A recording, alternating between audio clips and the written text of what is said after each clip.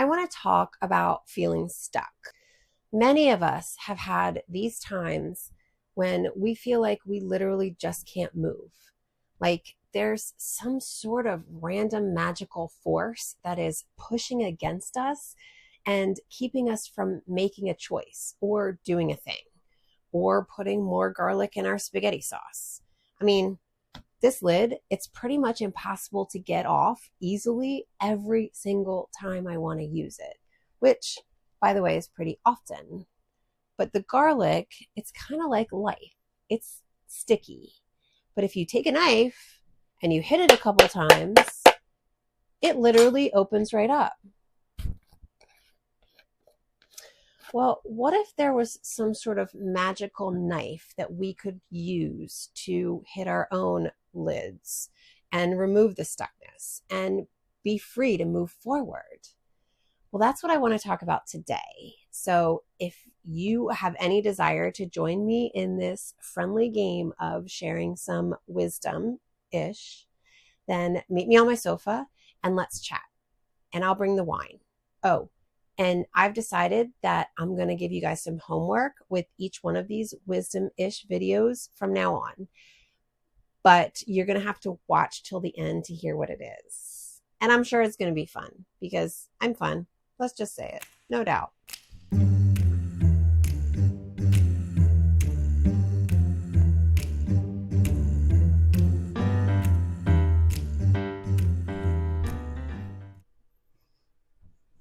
Wine in my hand, lip gloss on. Now it's time to get real. My sister, Kim, who, FYI, watches all of my videos and is probably watching this one right now. Hi, Kim. I love you, girl. She is my biggest fan for sure, like 1,000%. And I am so grateful for her. She and her husband recently bought their first house together. She's been working on fixing it up, but she's kind of been stuck on this fireplace design for like the last 2 weeks. I mean, she knows what she wants, but she sent me like 50 pictures of different designs because I think that she's worried she's going to make the wrong decision. I mean, I realize this isn't some huge life realization, but she's stuck nonetheless, and she has all the signs. Doubt, second guessing, hesitation, asking everyone she knows for their 2 cents. And it's causing so much stress and anxiety and lots of just make a choice already, girl. And I have no doubt it's causing the same feelings within her. So today I started thinking, why are we stuck? I mean, I don't think any of us woke up one day and thought, you know what? I think I'm going to cement myself into a predictable little life and just, camp out here until further notice.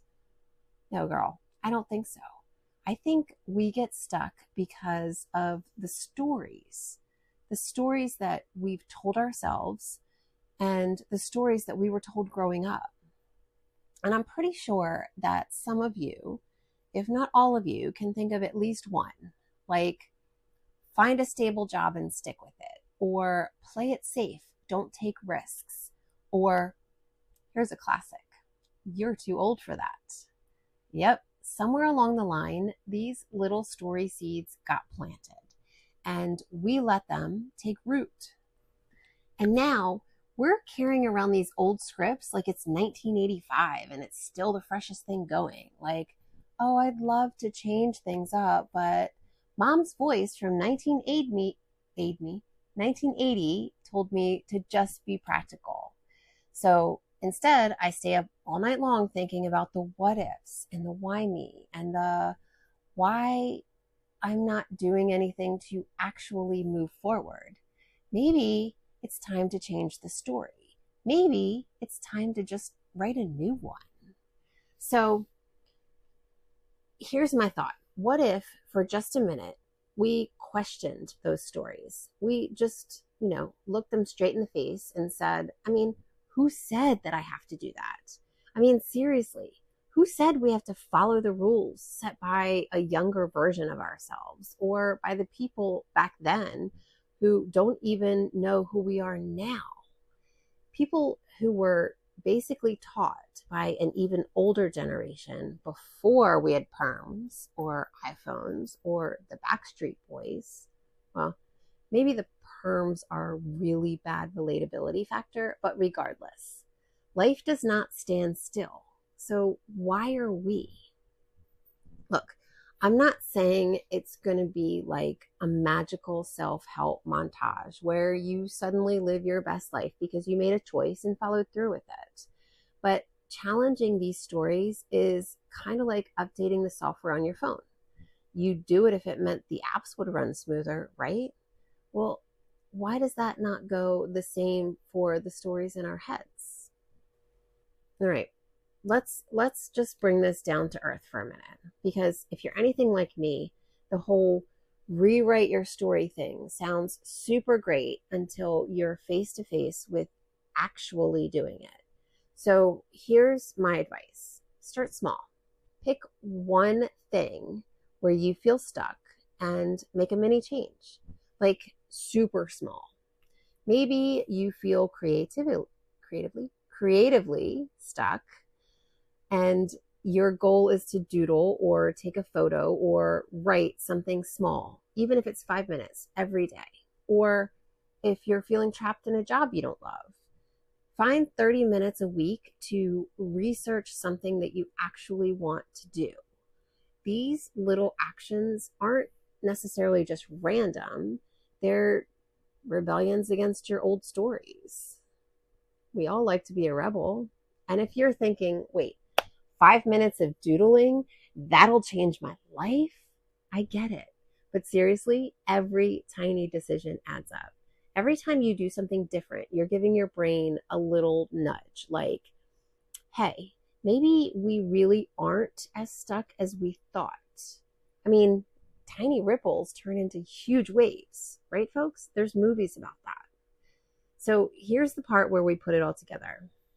Every time you make a decision to change something, even if it's just one little thing, and then you actually act on it, you are rewriting that story, because stories are just words, right? And words can be changed. Think of it like this. Every time you take a new step, you're basically picking up that butter knife and you're hitting the head or the lid of that garlic jar. And you're left with the garlic that you can put into anything. So slowly, with every choice, you're making a room for a new story. I mean, yes, it might feel awkward. I had a phase where I was trying all kinds of stuff just to feel unstuck. Yoga at the butt crack of dawn. Tried it. That was not the answer. Making random art. Oh, yeah, all the time. Some of it was great. Some of it was so not. But every single choice that I made kind of gave me a taste of what it felt like to just get out of my own head. And I still really try to do that every single day. There are a lot of things that I feel stuck about right now, but I'm pulling out my knife and I'm banging on my lid every single day. I refuse to let that jar be the reason that the vampires get me. So here's my bottom line. If you're feeling stuck, think of it as being at the end of your last chapter.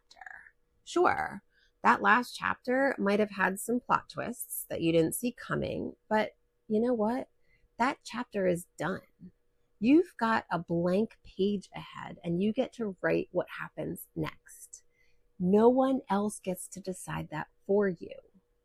Yes, it's scary and it's not going to happen overnight, but each decision and each action is a brushstroke on a new canvas. So what's it going to say?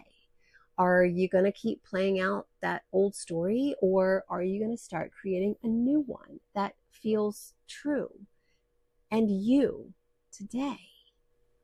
And hey, if you want someone to cheer you on, you know where to find me. On my sofa with my wine. Now, this is what you've all been waiting for. I know, your homework. I want you guys to pick one small thing that you can switch up in your routine this week. It might be something as simple as taking a different route to work, or trying a new workout, or changing up your morning routine. I want you to notice if this tiny tweak shakes things up in a good way and maybe even helps you feel a little bit more unstuck. If you liked this video and you are ready to take a step towards something new, please give it a thumbs up, leave a comment, or share a story of when you felt stuck. Let's turn this community into a place where we can all remind each other that we don't have to stay in the same old chapter forever. So, here's to writing a new story.